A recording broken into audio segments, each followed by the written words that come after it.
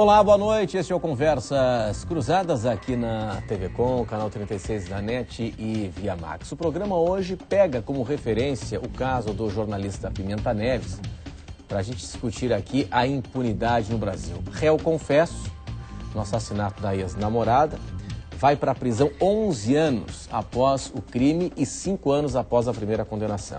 Sua defesa usou ao menos 24 recursos. 24 recursos. O presidente do STF, ministro César Peluso, defende reforma constitucional. Para ele, a pena deve ser cumprida a partir do julgamento em segunda instância. Já há uma linha que afirma que o problema não está no excesso de recursos, e sim na morosidade do judiciário. Justiça tarda, mas não falha? Justiça que tarda é justiça? Esse é o ponto de partida do Conversas Cruzadas aqui na TV Com, que já está no ar.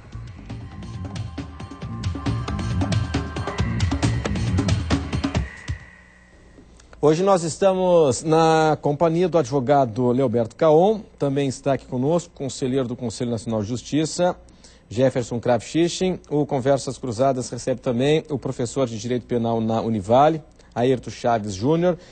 Recebemos ainda a promotora de Justiça no Ministério Público Estadual, Vanessa Cavalazzi Gomes.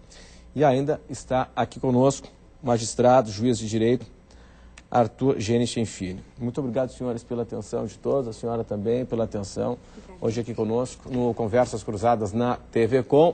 Você pode interagir aqui conosco, estamos no e-mail conversas@tvcom.com.br. O programa também está no Twitter, twitter.com/conversastvcom. Ainda uma outra forma de interação é o portal de voz TV Com. Você liga no telefone 84010385, digita a opção 5, quer deixar o recado para mim, aqui para Conversas Cruzadas. É importante dizer o nome, de onde é que você está falando, e que a mensagem seja objetiva, em 30 segundos. Você vai gravar e a gente vai botar aqui a sua opinião, a sua pergunta. É o portal de voz da TV Com 8401-0385. O custo é de uma ligação para telefone celular, não precisa colocar o 48 na frente. O Conversas Cruzadas tem um oferecimento de Firenze Business Park, lotes comerciais, industriais e de serviços. Residencial Mariá em Campinas, mais um empreendimento com padrão e qualidade AM Construções. Fipasa, novo Uno, novo tudo, venha conhecê-lo na Fipasa, a casa do Fiat. Senge, em defesa do profissional da engenharia sempre. E Queires, promoção carro para a família toda Queires. Compre e concorra a 4 carros em um único sorteio. Começo com o Dr. Leoberto Caon. Excesso de recursos ou morosidade do judiciário? Boa noite. Boa noite, é um prazer estar novamente aqui com você. Quero cumprimentar os meus colegas de debate e dizer o seguinte, já que você pediu simplicidade e rapidez. Eu me filio à corrente que entende que a culpa da morosidade é da justiça. Nós acreditamos que é um discurso velho, um discurso superado, esse que nós vemos com frequência, de que o cidadão rico contrata bons advogados e consegue arrastar o processo anos e anos e anos.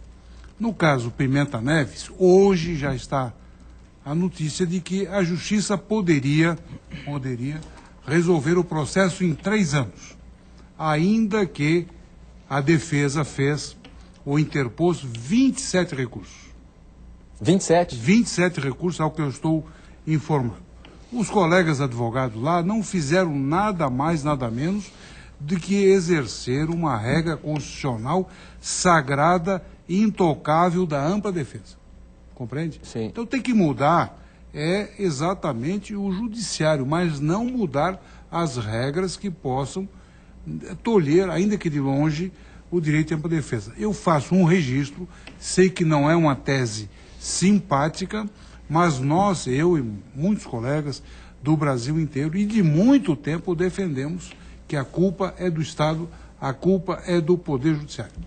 Bom, então vamos falar com o Poder Judiciário. É do Poder Judiciário? Inicialmente eu não represento o Poder Eu sabia que você iria responder isso. Nenhuma, né? Mas tenho muito orgulho. Eu fiz a provocação aqui. Né?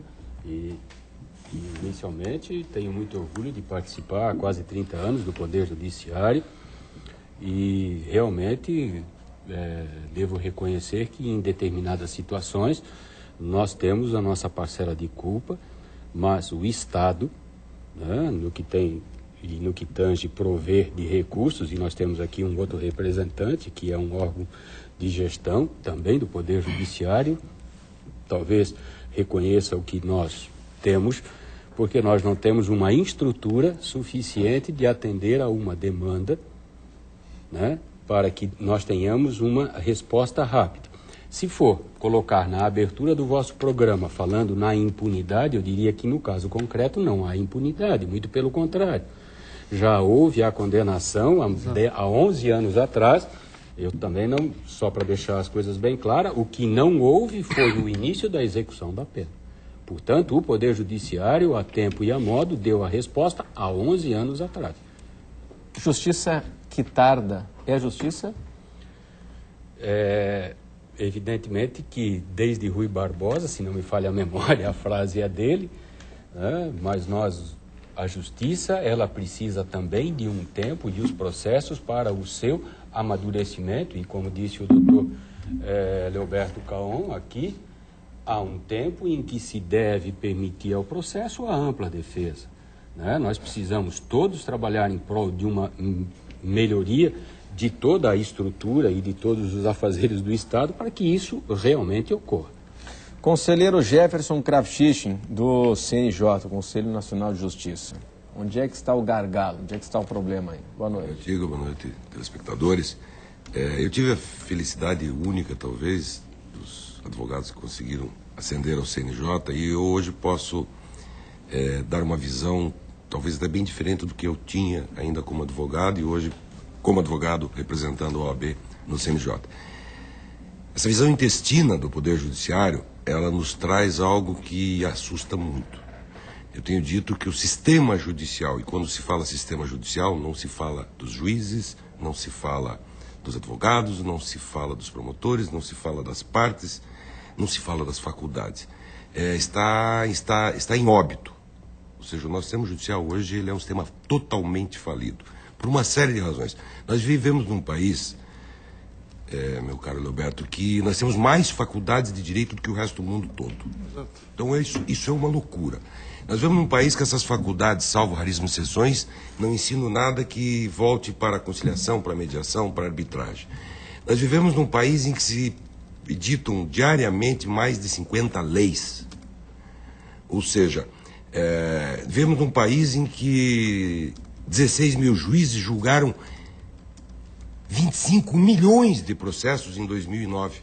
Entraram 25 milhões, eles julgaram 25 milhões. Isso está errado. Nós temos 800 mil advogados, quando no mundo todo tem 3 milhões e 200. Temos mais de 30% dos advogados do mundo.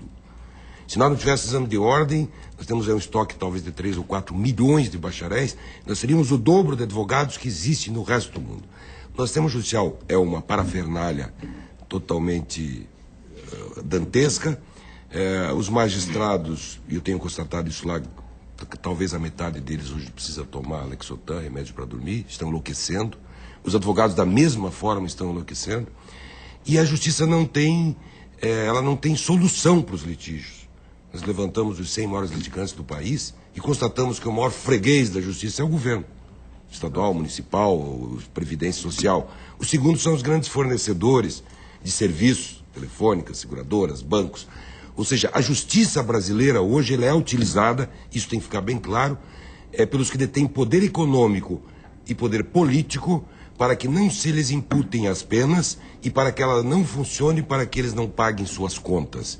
Vide aí os precatórios, em que um processo leva 20 anos para conhecimento, 20 anos para execução e muitas vezes 100 anos para pagamento, ou seja, 140 anos para ter efetividade, como disse o meu colega de faculdade, doutor Arthur.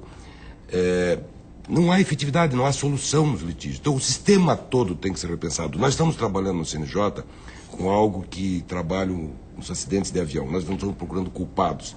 Nós estamos tentando ver de que forma, através de um planejamento estratégico de curto, médio e longo prazo, se possa modificar esse sistema para que você tenha efetividade. É óbvio, como diz o meu colega Caon, nós não podemos tirar a ampla defesa. Agora, o que existe hoje é um abuso horroroso com relação aos recursos. O ministro Peluso tem razão, em parte.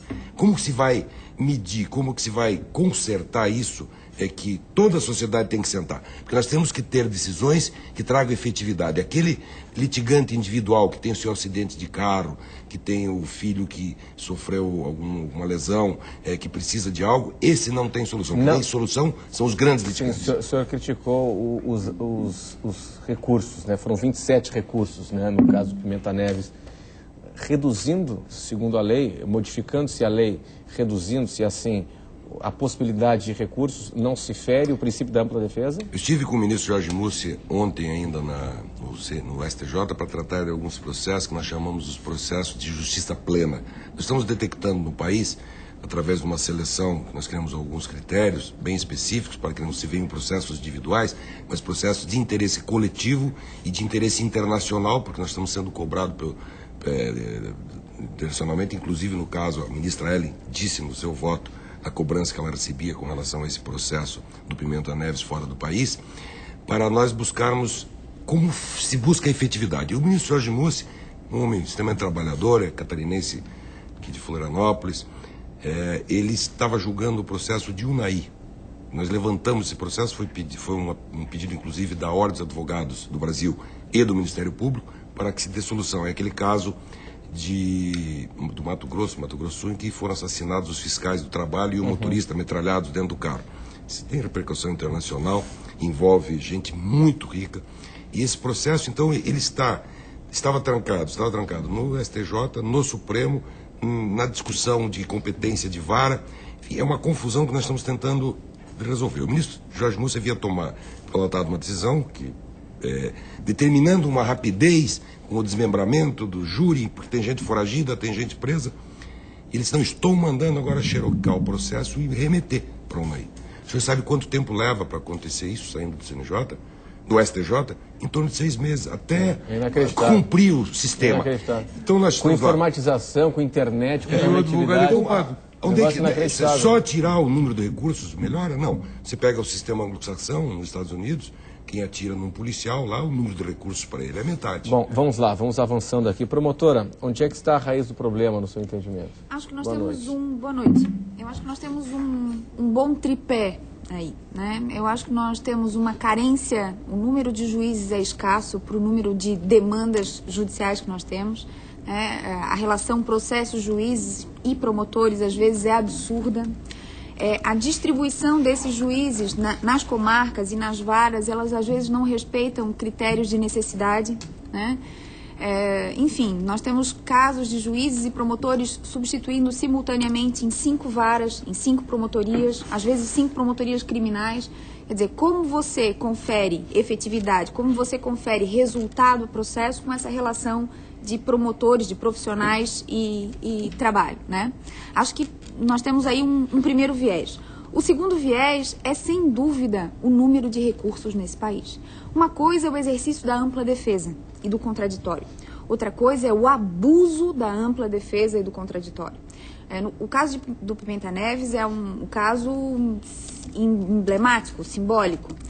Houve julgamento, houve apreciação pelo tribunal do julgamento, houve a ascensão do processo ao STJ, enfim, o caso foi virado do avesso, a ampla defesa foi esgotada até a última gota e foram necessários 27 recursos para que essa ampla defesa pudesse ser esgotada completamente. Isso é abuso da ampla defesa.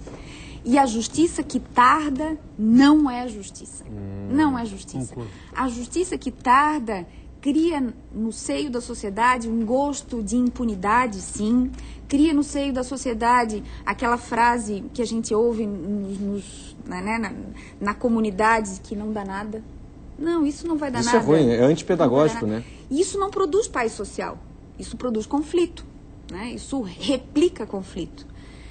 E o terceiro viés é uma reordenação de funcionamento da nossa justiça. E aí eu concordo plenamente com o conselheiro, na medida em que nós temos que migrar do papel para outra via de apreciação dos processos. Esse fluxo não pode acontecer... Mas ainda nós estamos em ritmo... Com certeza, no Brasil... Lento nesse aspecto? Não está tudo informatizado? Ainda não. Em Santa Catarina, que é um estado avançado no país, que é um estado considerado modelo, nós ainda não conseguimos sair completamente do papel. É mesmo? Em várias unidades há uma tentativa disso, mas não... Vamos dizer que ainda... Isso é inacreditável. É os 3 primeiros mais bem informatizados. Mas isso é inacreditável. São ainda, 91 tribunais que não conversam entre si. Como é que é? Quem não conversa? 91 tribunais que não têm a mesma linguagem de um com o outro. Consegue conversar em termos de informática. Vamos dar como exemplo. O Ministério Público desenvolveu um sistema de informação gerencial que pretende que se comunique com o sistema de informação gerencial do nosso tribunal. Né?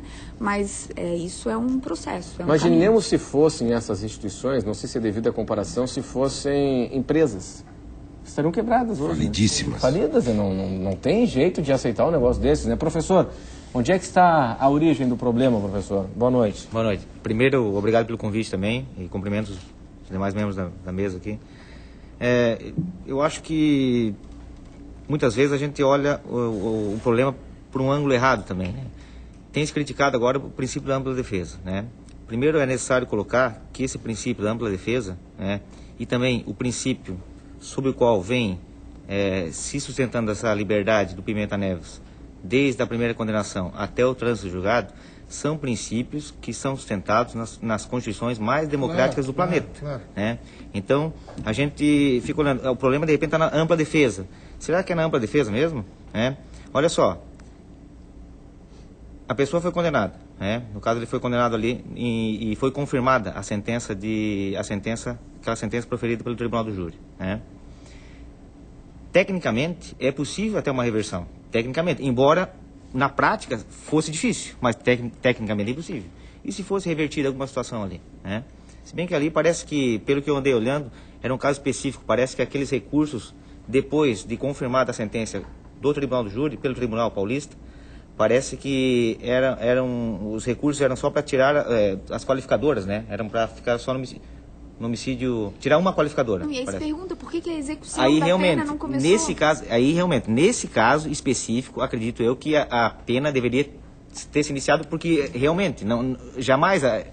O problema não era de negativo de autoria, não era de prova contra a materialidade do crime, não era isso. O problema estaria numa qualificadora. A discussão era numa qualificadora. Ia reduzir, então, 2 anos de pena. Se ela fosse, então, se fosse acatar aquele recurso.